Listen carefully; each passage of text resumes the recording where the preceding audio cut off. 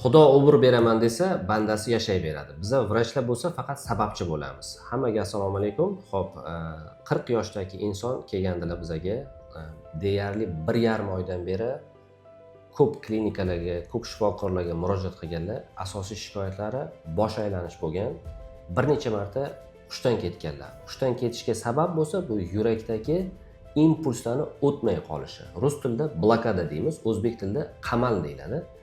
Bradikardiya sababli bo'lgan va klinikamizga kelganlardan so'ng zudlik bilan ularga vaqtinchalik kardiostimulyator qo'yildi. Tekshirishlardan so'ng ularda shu paytgacha aniqlanmagan yurak tug'ma nuqsoni aniqlandi va koronarografiya o'tkazildi. Tomirlar toza chiqdi. Shundan so'ng ularga hozir respublikamizda eng zamonaviy hisoblangan kardiostimulyator, ya'ni his tutami chap oyoqchasini stimulyatsiya qilish orqali 2 kamerali elektrokardiostimulyator o'rnatdik. Bugun uylariga javob beryapmiz va o'z oyoqlari bilan Xudo xohlasa yurib chiqib ketadilar.